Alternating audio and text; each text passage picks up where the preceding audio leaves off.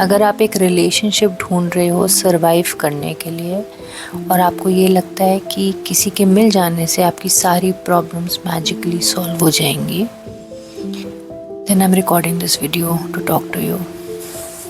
सो basically अभी रात के 11-12 बज रहे हैं and I couldn't sleep because I was getting this urge to record this message. I have been there जहाँ पे आप हो।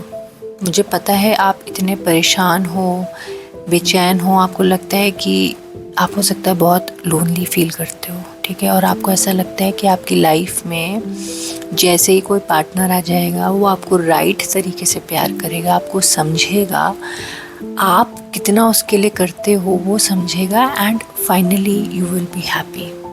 एंड यहाँ पे मैं जेंडर स्पेसिफिक बात नहीं कर रही हूँ, ठीक है, I am just talking about a partner. But most probably आपने अपनी पूरी लाइफ अभी तक की लव के अराउंड सेंटर कर रखी थी, अभी भी कर रखी है।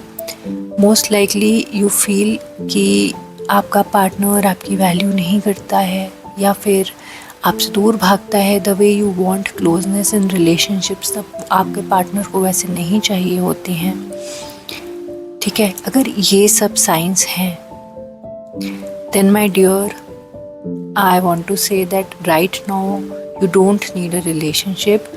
What you need is some time with yourself to heal. Most likely आप एक anxiously attached person हो, जिसे हम anxious preoccupied कहते हैं। It is a attachment style and ये क्यों डेवलप होती है? क्योंकि as a child आपको बहुत inconsistent love मिला, ठीक है। कभी हो सकता है आपके पेरेंट्स ने अफेक्शन दिखाया, प्राइमरी केयर टेकर्स ने, या एंड कभी नहीं दिखाया, कभी विड्रॉ कर लिया। बहुत एक इनकंसिस्टेंट बिहेवियर रहा जिससे आपके अंदर ना एक स्टार्व्ड फीलिंग आ गई। आपको ऐसा लगा कि आपको प्यार पाने के लिए ना परफॉर्म करना पड़ेगा, आपको अपनी नीड्स को छुपाना पड़ेगा, झुकाना पड़ेगा, क्योंकि अगर आपने अपनी नीड्स बोली, आपने अपना सही नेचर दिखाया तो मे बी आपसे प्यार विड्रॉ हो जाएगा। आपने ये बचपन में ये सीखा कि प्यार ना बड़ा कंडीशनल होता है, अगर मैंने परफॉर्म किया तो मुझे मिलेगा, नहीं किया तो नहीं मिलेगा। और हो सकता है इस वजह से आप पीपल प्लीज़र बन गए हों। आपको बस ये समझ आ गया कि मुझे ना प्यार को चेज़ करना है, मुझे ना प्यार को पाने के लिए परफॉर्म करना है। एंड जब भी आपको किसी ने थोड़ी सी अटेंशन दी, थोड़ा सा प्यार से बात करी, आपको थोड़ा सा वैलिडेटेड फील कराया, आपको लगा कि हाँ बस मुझे यही पर्सन चाहिए, मुझे इसी से प्यार है and this is a soulmate, blah blah, जो भी एनालॉजीज आजकल यूज़ होती हैं आपने उनसे रिलेट किया। मे बी आपने उनके लिए टैरो रीडिंग्स देखी, मे बी आपने फ्यूचर प्रेडिक्ट और कंट्रोल करने की कोशिश की। बट पता है प्रॉब्लम क्या है?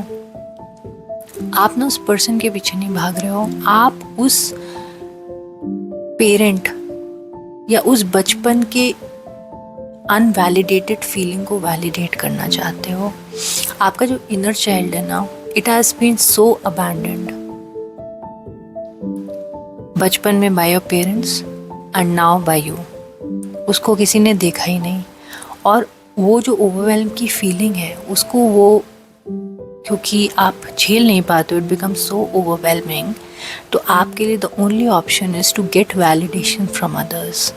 जब आपसे कोई प्यार से बात करता है या आपकी लाइफ में कोई पार्टनर होता है, देन यू फील लव्ड। जब वो कोई आपकी लाइफ में नहीं है, कोई पार्टनर नहीं है, आपको अपनी लाइफ मीनिंगलेस लगने लगती है। आपको लगता है मेरी लाइफ का कोई पर्पस ही नहीं है, मैं अब क्या करूँ। You want to merge with that person, merge into that personality. आप एक wounded inner child से ऑपरेट कर रहे हो my dear, and it's not your fault, ठीक है। I have been in the same place, इसलिए I can completely relate to it। अगर आप ऐसे difficult moments अभी गुजर रहे हो, I feel for you, ठीक है, and I can relate to it. But the thing is, अगर आपको ये लगता है कि आप एक रिलेशनशिप को पा के इस चीज़ को हील कर लोगे, खुश रह लोगे, आई हाईली डाउट इट। क्योंकि इस डायनामिक में आप फर्स्ट ऑफ ऑल एक सिक्योर पर्सन को अट्रैक्ट कर ही नहीं पाओगे। आपको हमेशा वही पार्टनर अच्छा लगेगा, उसी के साथ आपकी वाइब्स मैच करेंगी जो at the end of the day आपको अबैंडन करेगा, जो at the end of the day आपके उस पेरेंट की तरह बिहेव करेगा जिसकी वजह से you are here. And I am not saying this to blame your parent और to blame your caretaker. देखो, हम सबकी लाइफ ना बड़ी चैलेंजिंग होती है, एंड बीइंग एन अडल्ट ही अब हमें समझ आता है कि it's not easy to cope with everything. जो लोग अवेयरनेस से लाइफ जीते हैं, they make shifts to heal themselves and for the people they love. But बहुत से लोग ऐसे होते हैं जिनको अवेयरनेस ही नहीं होती, राइट? एंड अगर वो एक सर्वाइवल रिस्पॉन्स में स्टक हैं तो अपना वो ख्याल नहीं रख पाएंगे, तो वो अपने बच्चों का क्या ही ख्याल रख पाएंगे। But the thing to realize here is that जो हमारे पेरेंट्स ने किया, I think they did it in their best capacities, and even if वो हमारी नज़रों में कम था या हमें अब लगता है कि नहीं उन्होंने इनफ नहीं किया, इट्स नॉट ट्रू। वो हम उस समय बच्चे थे, वो अपने कुछ इश्यूज से डील कर रहे थे, and still they did the best to take care of us, ठीक है? तो हो सकता है आपके पेरेंट्स को लगता है उन्होंने आपको पढ़ाया लिखाया, पाल पोस के बड़ा कर दिया, दे डिड ऑल। हमारे पेरेंट्स के टाइम पे I think these were the major responsibilities that they thought are for the parents.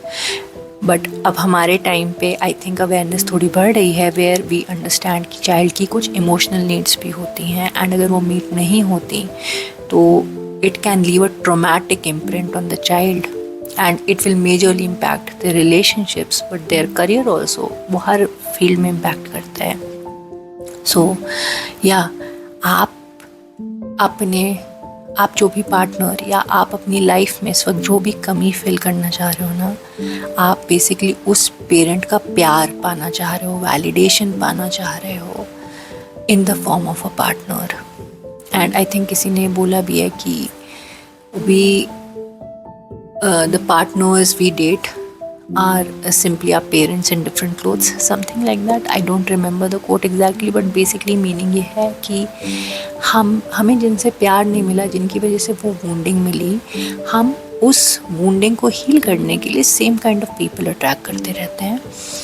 And I think universe हमें ये सिखाना चाहता है कि अल्टीमेटली जो प्यार है, जो वैलिडेशन है, वो हमें at the end of the day खुद को देना पड़ेगा। तो मेरे साथ भी ये इंस्टेंसेस होते थे, and I use to completely lose my self, ठीक है?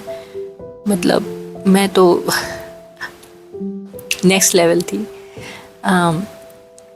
And I don't feel ashamed about it because see I had a very very difficult childhood, ठीक है? and I don't blame myself for it, but I know कि I'm doing a good thing by being aware of it. I read about these things a lot. जब मेरी life में इतनी problems आई ना, मैंने पढ़ना शुरू किया, समझना शुरू किया क्यों हो रहा है ये, रिपीटेडली क्यों हो रहा है। But the first step was to understand the pattern. हाँ, बहुत टाइम तक मुझे ऐसा लगता रहा कि सामने वाले में प्रॉब्लम है, सामने वाला नार्सिसिस्ट है, which is true in most of the cases, but reason is कि आप उस narcissistic behavior को या फिर आप उस avoidant behavior को झेलते रहते हो। You don't take a stand for yourself, and यहाँ problem है। प्रॉब्लम ये है कि you don't act as a secure person। आपको खुद की इतनी कदर नहीं है कि आप एक बाउंड्री ड्रॉ कर पाओ, आप अपने ऑथेंटिक सेल्फ में रह जाओ। आपको हमेशा एक डर रहता है कि मैंने अगर कुछ बोला तो ये पर्सन मुझे छोड़ के जा सकता है, अगर मैंने इसको अपनी नीड्स बताई तो झगड़ा हो सकता है, राइट? या फिर आप अपने आप में इतना इनसिक्योर फील करने लग जाते हो कि अगर एक भी डिलेड रिस्पॉन्स है, टेक्स्ट नहीं आया, उस पर्सन ने कॉल बैक नहीं किया, या आपका जो भी एक्सपेक्टेशन है अगर सामने वाला उसके हिसाब से बिहेव नहीं करता है, then you know we lose it, है ना? But this is not a normal way to operate. आप सोचो, जो पर्सन खुद में सिक्योर है है ना, जो अपनी कदर्स करता है, जो अपने आप से प्यार करता है, वो फर्स्ट ऑफ ऑल एक लव रिलेशनशिप को अपनी लाइफ का सेंटर नहीं बनाएगा। उसकी लाइफ में कुछ चीज़ें और ज़रूर होंगी, कुछ जिसमें वो कंट्रीब्यूट करे, जिसकी वजह से वो उससे मीनिंगफुल फील हो।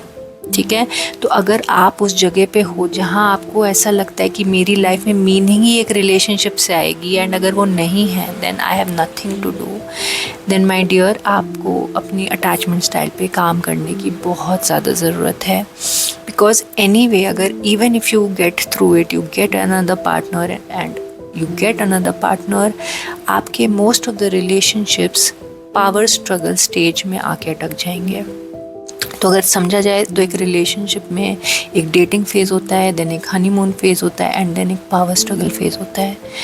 एंड पावर स्ट्रगल फेज़ वो होता है जहाँ पे ये we get settled with the partner, हम उनको अपनी नीड्स थोड़ा ओपनली बताने लगते हैं, हम उनसे चीज़ें एक्सपेक्ट करने लगते हैं, basically we get more authentic with the partner. ठीक है, but anxiously attached people are the ones who will build resentment in this stage. क्यों? क्योंकि वो बढ़ बढ़ के सामने वाले के लिए सारे काम करेंगे, एंड एक इमेजिनरी मन में सोच बना लेंगे कि भाई मैं इनके लिए डोरमैट बनी हुई हूँ या बना हुआ हूँ, तो ये भी मेरे लिए बनेंगे। But you know every person does not operate like that.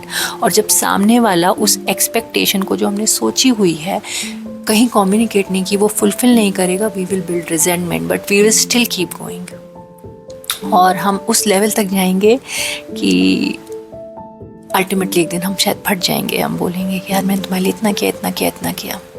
Another trait of anxious attached people is कि they try to control things, and I know again this is a trait, we can't help it, हमारा nervous system ऐसे operate होता है, and it's not directly like ऐसा नहीं है कि आप consciously सोच रहे हो कि मुझे ये चीज़ कंट्रोल करनी है। most of the behaviors are like that कि सामने वाले ने मुझे कॉल नहीं किया, मैं भी नहीं करूँगी, मैं उसको टेस्ट करूँगी, and maybe you try to push the other person just to test कि यार वो रुक जाए। मतलब आप बोलोगे कुछ, चाहोगे कुछ, एंड चाहोगे सामने वाला दिमाग पढ़ ले। So see these are very disturbing things. आप अगर सोचो, आपको ये सुन के कैसा लग रहा है, क्या ये एक स्टेबल सेंटर्ड ग्राउंडेड पर्सन की ट्रेट्स हो सकते हैं? नहीं। एक ग्राउंडेड पर्सन अपनी लाइफ में को पहली बात तो ना मीनिंगफुल बनाएगा by doing the things that really serve their soul। and अगर आपने अपने आप को रिलेशनशिप्स में इस लेवल तक खो दिया है कि आपको पता ही नहीं है कि what serves your soul, then you really need to spend some time alone। I think मुझे पता है being an anxious person it's very difficult to be alone, मतलब to not think to not be in a relationship, that's too much, क्योंकि there is a feeling कि I cannot survive without a relationship most of the times। but आपको ना अपने आप को थोड़ा सा समय देना पड़ेगा, और उस समय में yes you will grieve, it will be painful, आप अपने आप से मिलोगे, आपको समझ आएगा कि मैं इतना कुछ क्यों झेल रही हूँ, मैं इतना कुछ बर्दाश्त क्यों कर रही हूँ, मैं इतना क्यों झुक रही हूँ किसी के लिए। सामने वाला अगर मुझे ऐसे ट्रीट कर रहा है, ऐसा क्या दे रहा है वो मुझे, ऐसा क्या मुझे उससे वैलिडेशन मिल रहा है कि I am still waiting for that person. And believe me, आपको पता होगा कि सामने वाला आपको ब्रेड क्रम्स दे रहा है and you are still waiting for that. आपको ये बात पता चल जाएगी धीरे धीरे, but still you will crave for it. और यहाँ पे आता है अपने आप पैटर्न आइडेंटिफाई करना। Where is this coming from? Why do I feel that I need to earn love? Why do I feel that I need to perform? Why do I feel that I am not worthy of love? हो सकता है आपकी कोई story निकल के आए कि you know every time मेरे अच्छे मार्क्स आते थे तो मुझे प्यार मिलता था, या फिर मैंने किसी के लिए अच्छे से, जब तक मैं बात नहीं करती थी मुझसे कोई बात नहीं करता था। आई डोंट नो आपकी क्या स्टोरी है, बट कोई स्टोरी निकल के आएगी and then you need to cross verify it, cross check, compare it with your present. क्या वो स्टोरी अभी भी ट्रू है? Of course not. और you know, इससे आपको अपने इतने सारे लिमिटिंग बिलीफ्स पता चलेंगे अपने बारे में कि आपने अपने आप को कैसे रेस्ट्रिक्ट कर रखा है, कितने वेज में आप कितने ज़्यादा डिपेंडेंट हो on your partner for small decisions, for small steps, for going out. I don't know, I was dependent for a lot of things. Being a working woman, मेरी डिपेंडेंसी नेक्स्ट लेवल की थी. Even like I needed validation on small things कि मुझे किसी ने कुछ अच्छा बोल दिया. I always wanted the praise of that person. You know, मैं बढ़ के बताऊँगी कि यार ये है वो है. अगर मुझे सपोज स्टॉक्स सेल करने हैं, I never trusted my self. मुझे कोई बैंकिंग का रिलेटेड डिसीजन लेना है, मुझे कुछ परचेज करना है, मुझे इवन एक बुक खरीदनी है, मुझे कपड़े खरीदने हैं, I would always take a validation of the other person, which is not healthy. It means आप खुद को ट्रस्ट ही नहीं करते हो, which was true for me. मैं बिल्कुल अपने आप को ट्रस्ट नहीं करती थी, मैं बिल्कुल अपने आप को नहीं जानती थी. And that is why I keep saying कि मैंने अपने आप को खो दिया था इस रिलेशनशिप में.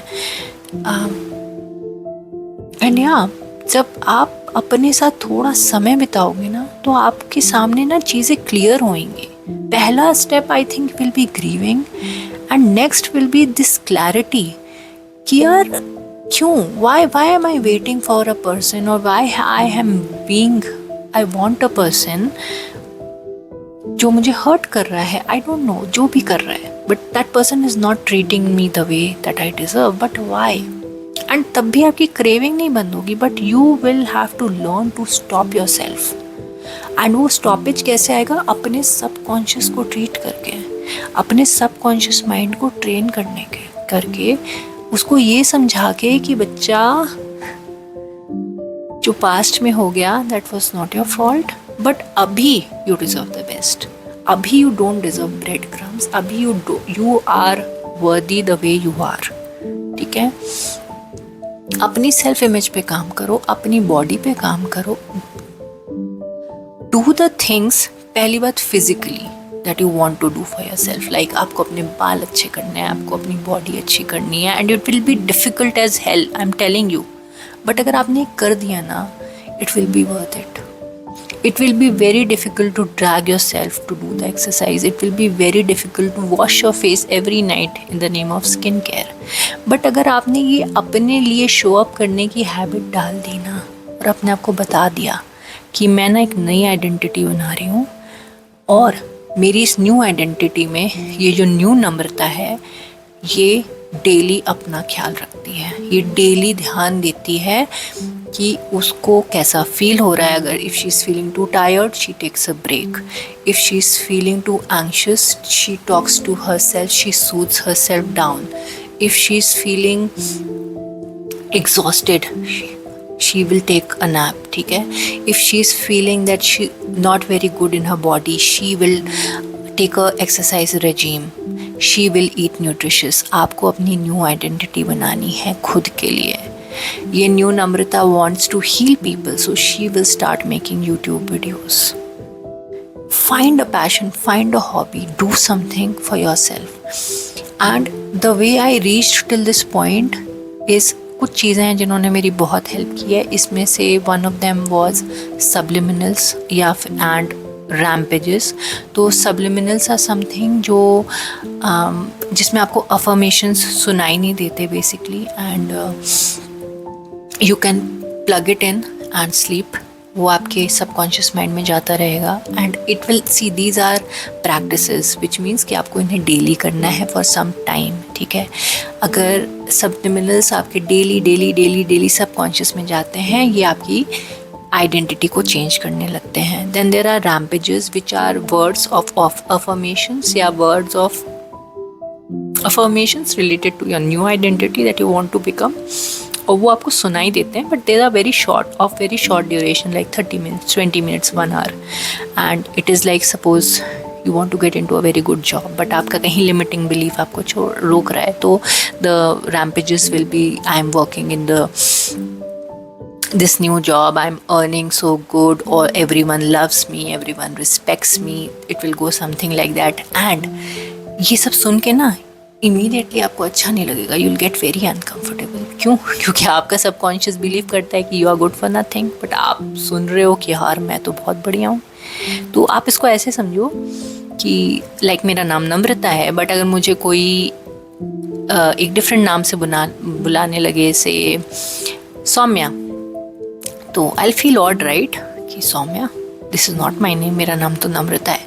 बट अगर मैं डेली अपने आप को बताने लगूँ my name is Saumya, my name is Saumya, my name is Saumya, और मैं ये चीज़ I don't know 30 days 60 days कर लूँ, I start believing that I am Saumya, right. हम बच्चे को ऐसे ही, तो अगर हम किसी का नाम चेंज करते हैं ऐसे ही करते हैं ना, इनिशियली बिलीव नहीं होता, बट रेपिटेशन से आप अपने ब्रेन को, अपने सबकॉन्शियस को ट्रीट करते हो। सेकेंड थिंग, तो पहला हो गया रैम्पेजेस या सब्लिमिनल्स, इनको आपको इंक्लूड करना चाहिए। Second thing is you should think of the times when you felt loved.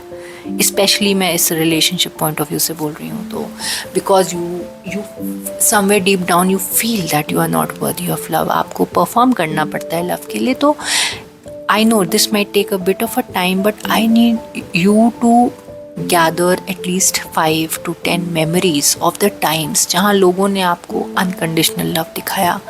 और वो बहुत छोटे मोमेंट्स हो सकते हैं, like you were passing on the street and a stranger smiled at you. किसी ने कभी आपको अननोइंगली हेल्प ऑफर कर दी, किसी ने आपको कभी कोई बहुत प्यारा जेस्चर दे दिया। क्योंकि अभी आप बहुत ही इनग्रेन्ड हो टूवर्ड्स द नेगेटिव बिलीफ, तो इन पॉजिटिव मेमोरीज को सोचने में हो सकता है आपको काफ़ी मेहनत लगे, but I want you to take this time out and jot these memories down, ठीक है।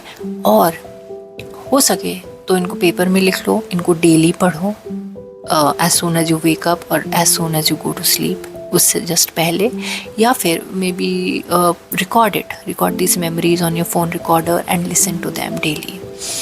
इससे अगेन आप अपने दिमाग को ये बता रहे हो, प्रूफ दे रहे हो। हमारे दिमाग को हमेशा एविडेंस चाहिए होता है कि उसके जो बिलीव्स हैं वो उसके लिए एविडेंस ढूंढता है, और इसीलिए हम बार बार नेगेटिव सर्कमस्टेंसेस में फंसते हैं। तो एग्जाम्पल की आपको लगता है कि मुझे कोई I have to perform for love, तो हमेशा आपका दिमाग क्योंकि एविडेंस ढूंढ रहा है, that is the reason you end up in those relationships जहाँ पे आपको वाकई परफॉर्म करना होता है, and you give back the evidence and you reinforce that belief within you। बट यहाँ आपने इन मेमोरीज़ को अपने अंदर रिपीट करना चालू किया, उनको डेली सुनना चालू किया, आप उन बिलीव्स को चेंज करोगे, एंड देन आपका दिमाग इनके लिए एविडेंस ढूंढेगा, and things will start to change, ठीक है। So I think the key point that I am trying to communicate here is maybe it's time, maybe this video is a sign कि अब बाहर change ढूंढना बंद करते हैं। पहली बात, अपने आप को डिफ़िकल्ट, ख़तरनाक, अब्यूसिव सिचुएशन से निकालते हैं, ओके। एंड सेकेंडली, समझते हैं कि हम इन सिचुएशंस की तरफ क्यों अट्रैक्ट हुए इन द फर्स्ट प्लेस, या फिर हमने ये BS इतने टाइम तक क्यों टॉलरेट करी। एंड थर्ड थिंग, हीलिंग करते हैं। सो I hope this video was able to give you some message, some value, and let me know if you related to it and if you are going to do something about it, and I'll see you in my next one. Bye.